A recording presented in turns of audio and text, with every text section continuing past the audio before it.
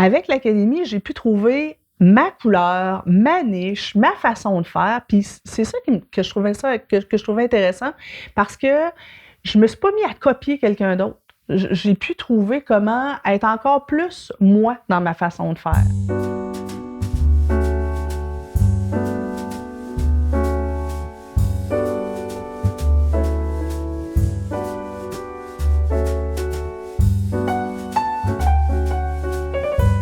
Je m'appelle Nancy Doyon, je suis éducatrice spécialisée et coach familial. Donc, moi, je suis éducatrice spécialisée depuis à peu près 25 ans. Je travaille toujours avec les enfants, les adolescents, les familles. J'ai travaillé dans les centres jeunesse, dans les CLSC, dans les centres de services sociaux, dans les écoles primaires et secondaires. Et puis, depuis maintenant à peu près 10 ans, j'ai développé une approche en coaching familial à partir de des formations que j'avais en coaching d'affaires puis en programmation neurolinguistique. J'ai développé une approche. C'est un peu comme être une super nanny, c'est-à-dire que je me déplace à domicile, je vais m'insérer à travers le quotidien des familles, je vais observer l'enfant dans son milieu, avec ses frères, ses sœurs, avec ses parents, pour essayer vraiment de comprendre qu'est-ce qu'il y a derrière son comportement, derrière ses comportements indésirables ou derrière ses problématiques. Quelles sont les causes et ses besoins à lui. Puis après ça, mon travail, c'est d'aider les parents à bâtir un plan d'action pour qu'ils ajustent leurs interventions en fonction des besoins réels de leur enfant. Je voulais m'améliorer comme conférencière, améliorer ma technique, entre autres, mais mieux aussi savoir me vendre parce que tu sais, je peux être la meilleure conférencière si je ne sais pas me vendre, s'il n'y a personne qui sait que je suis une bonne conférencière, il n'y a personne qui m'engage. Donc, je voulais vraiment améliorer ma mise en marché. Je sentais que j'avais déjà une espèce de talent naturel de grande gueule, mais qu'il me manquait encore de la technique. Donc, au départ, quand j'ai accepté de faire partie de l'Académie Zéro Limite, l'idée était, je vais être une meilleure conférencière. Martin Latulippe était déjà j'étais déjà une grande fan. C'était déjà un de mes modèles. Je me disais, regarde, je veux être meilleure. C'est comme ça que j'ai décidé d'acheter le programme. Et puis, au-delà de ça, bien sûr, ça m'a donné des belles stratégies, mais j'ai appris, moi j'avais peur à ce moment-là de, si j'apprends trop la technique, je vais tout de même devenir une espèce de performeur qui me ressemble pas. J'avais toujours peur de ne plus être moi, mais au contraire, avec l'académie, j'ai pu trouver ma couleur, ma niche, ma façon de faire, puis c'est ça que je trouvais intéressant, parce que je me suis pas mis à copier quelqu'un d'autre. J'ai pu trouver comment être encore plus moi dans ma façon de faire. À ce moment-là aussi, je voulais développer des techniques de vente, puis j'ai découvert que j'avais une vieille croyance.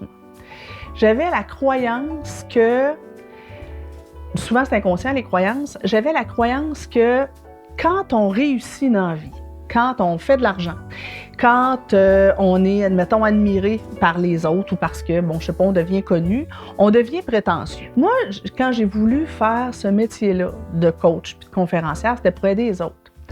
Et j'ai toujours eu peur de devenir quelqu'un de prétentieux. Je me disais, moi, je veux rester quelqu'un de cœur. Puis j'avais l'espèce de vieille croyance, un peu inconsciente, que les gens de cœur, ils sont pauvres. Les gens de cœur, ils sont low profile. Puis avec l'académie, en rencontrant Martin Latulippe, en rencontrant des François Lemay, en rencontrant des Diane Gagnon, des conférenciers que j'admirais dans le temps de façon incroyable, quand on les rencontre et qu'on réalise que, wow, c'est des gens de cœur, c'est des bonnes personnes, c'est des gens qui sont groundés puis qui veulent vraiment faire la différence. Et j'ai fini par comprendre que, je pouvais bien réussir, puis rester quelqu'un de groundé, de simple, de sympathique, puis que mon désir d'aider les gens, c'était pas contradictoire avec le fait de réussir puis de gagner de l'argent avec ça. Moi, j'avais la neurone de Mère Teresa. Je voulais aider les autres, mais dans ma tête, à moi, aider les autres, ça allait avec la pauvreté et vivre dans la misère. Là, je réalise que j'ai le droit d'aider les autres, je peux aider les autres, mais en vivant bien, en sachant mieux me mettre en marché. Puis à quelque part, avec le temps, j'ai réalisé que, en faisant plus d'argent, je peux justement aider plus de monde. Donc, j'ai une famille. Et puis, je voulais pouvoir pouvoir passer davantage de temps avec eux. Quand je suis toujours sur la route, ben je suis moins là. À 80 heures semaine aussi, on passe moins de temps en famille. Donc, je me suis mis à m'intéresser plus à la portion marketing sur le web, comment mettre en place les formations sur le web. Au départ, je voulais pas faire ça parce que je me disais, moi, je suis techno-nouille, fait que je me disais, je serais jamais capable. Je voyais ça comme une montagne épouvantable. Mais justement, avec le Z, on est un peu pris par la main. Puis tout est tellement bien expliqué, décortiqué, que juste à faire un petit pas à la fois, dépenailler un petit truc, puis un autre, puis un autre, puis un autre, bien, c'est pas mal plus simple que ça en a l'air. Donc, progressivement, j'ai développé mes compétences sur les réseaux sociaux. Je me suis fait connaître sur les réseaux sociaux. Vraiment, là, ma page d'entreprise est partie d'à peu près 1000 abonnés à 36 000 abonnés. Puis ça n'arrête pas de grossir. Depuis un peu plus de 6 mois, là, j'ai commencé à mettre en place la formation sur le web. Avec mon ami et collègue Joël Monzé, qui est docteur en neurosciences, on a développé l'Institut Coaching et Neurosciences et on a développé une plateforme de formation sur le web. On a un premier programme qui a vu le jour en mars dernier. Et 6 mois plus tard, on avait déjà à peu près 100 000 de chiffre d'affaires de fait. On a mis en place de plus en plus de formations. Puis ça, ben, ça me dégage un peu de temps et ça m'a permis d'embaucher mon conjoint. Mon conjoint s'est venu travailler avec nous. Puis ben, maintenant, on monte tout ça ensemble. Fait que ça me permet de passer pas mal plus de temps avec ma famille. On a été vraiment étonnés de voir les résultats. Là. En moins de 6 mois, on a dépassé le chiffre magique de 100 000 de chiffre d'affaires. Donc, on s'attend à au moins dépasser le 200 000 dans une année. On est vraiment étonnés de ça. Mais ça aussi, ça me permet d'aller rejoindre bien plus de monde. Justement, avec l'académie, ce qui s'est passé, c'est que j'ai pu augmenter ma notoriété. J'ai développé aussi des petites capsules qui me permettent de donner de l'information aux gens. Au début, c'était pour aider du monde. Bien, finalement, ça a permis de me faire connaître avec ma chaîne YouTube. Et puis, bien, en ayant plus de monde, plus de demandes pour des conférences, plus de demandes pour des formations. Mais là, à quelque part, je veux gagner du temps. Et j'ai des demandes un petit peu partout à travers le monde. Fait qu'en développant la formation sur le web, bien, ça me permet d'aller rejoindre les gens chez eux, dans leur salon, sans moi avoir besoin de me déplacer, puis rejoindre pas mal plus de monde. Fait qu'en l'espace de 3 ans, je vais avoir quadruplé mes revenus et plus. Que dis-je? Quintuplé mes revenus. Mais ce qui est le plus intéressant, c'est que j'y crois. J'y crois que je peux continuer de grossir ces revenus-là. Puis non seulement j'y crois, mais je suis capable de légitimer. Je me sens à l'aise de gagner cet argent-là.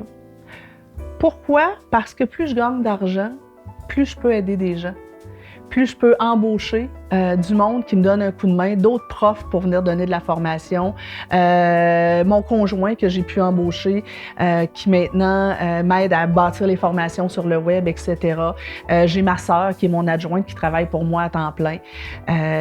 Plus je gagne d'argent, plus j'ai pu m'acheter la maison de mes rêves, mais c'est aussi mon espace de formation. Si j'avais un conseil à donner à quelqu'un qui est devant son bouton, puis qui hésite, puis qui ne sait pas trop s'il devrait plonger dans l'Académie Zéro Limite, c'est pourquoi tu veux faire ça? Qu'est-ce que tu as à partager avec le monde? Qu'est-ce que tu as à l'intérieur de toi que tu n'oses pas montrer au monde?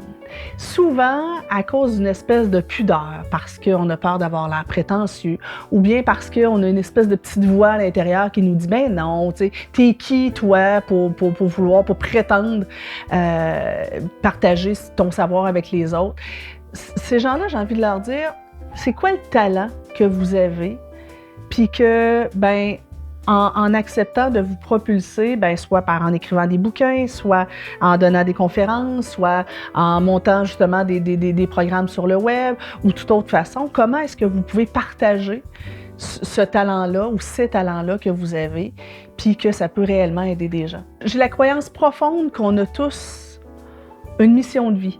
qu'on a tous une différence à faire sur cette planète-là. Puis de ne pas actualiser cette mission de vie-là, de ne pas partager nos talents, ben c'est un peu égoïste, c'est poche, c'est moche. Parce que on peut vraiment faire la différence dans la vie des autres tout en s'épanouissant nous autres mêmes, tout en se permettant de rayonner.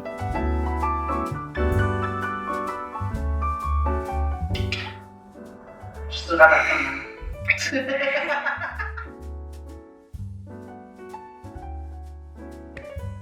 J'ai les mains. Oui, Oui. moi. J'ai les mains, moi, ça a fait.